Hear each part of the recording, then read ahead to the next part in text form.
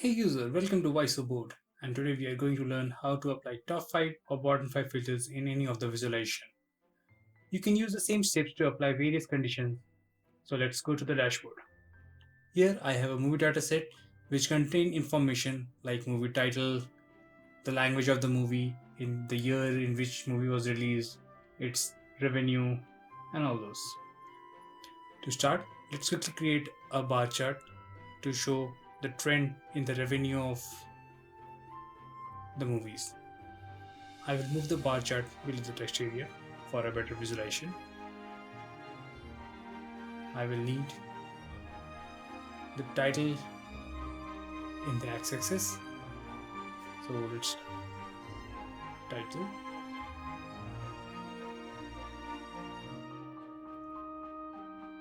And maybe I can use revenue on the y-axis. So you can see we have around 5,000 records for which we can see the movie name and the revenue it has done. We can also sort this by values in ascending or descending order. Here I can see there are few of the movies where the revenue is almost zero. To bring a better understanding, so quickly put a filter on this visualization so the revenue is always greater than zero.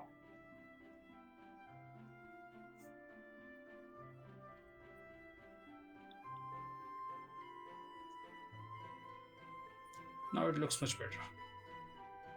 Let's rename this to our top and movies. So it is pretty much easy. We can quickly right click, go to properties, show hide items, and add a rule.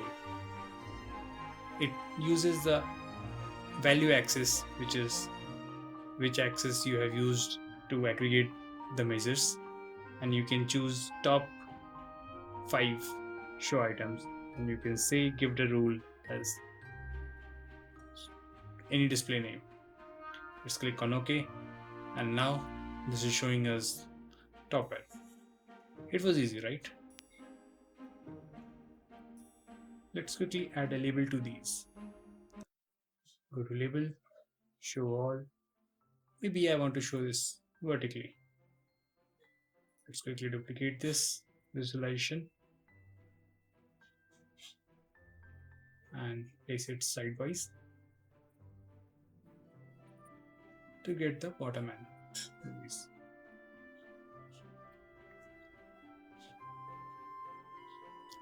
So easy, right? Now,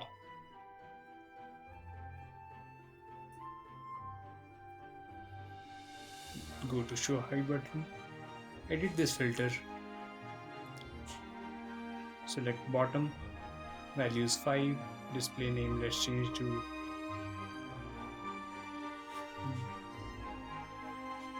bottom, and that's it.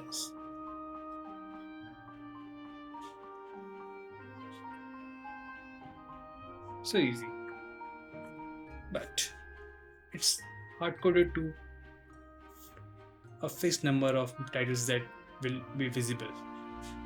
What if the customer needs 7 or it's needed 10? It should be a dynamic. Let's try to do that. So create a text area, and what we can do is we can add a document property which will be easy to manipulate by the end user, and it will be visible to the user. So let's create a input field, and let's name it as a limit. Data property type as integer, and let's have a value as 10.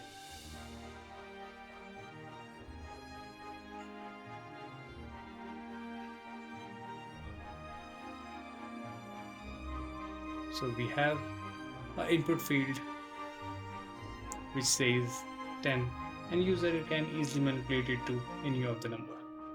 Let's rewrite it to Let's update these numbers.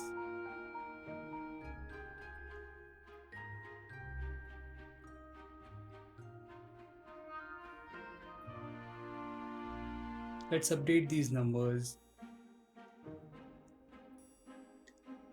Let's link this document property in the rule. For that, let's again go to show hide items and update the rule.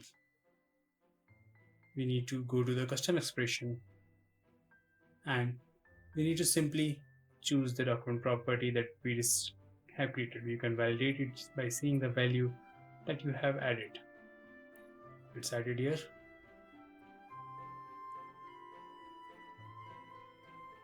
Now we have top 7 items. Let's quickly do it for the bottom. Let's quickly do it for bottom and movies.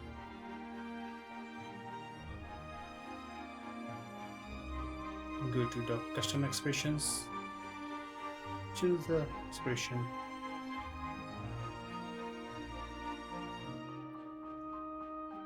and boom, now we have top 7 movies, and user can easily change it to get the top 10, top 15,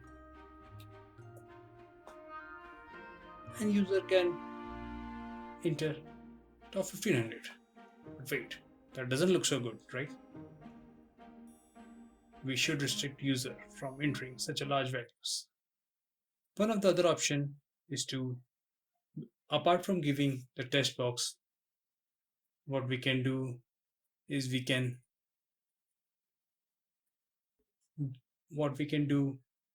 use a slider option.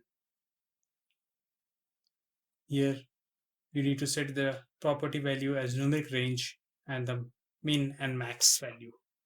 So let's allow maximum 20 values that user can slide to and at an interval of 1. Looks good. User has a limit of 1 to 20. Let's put it at 18.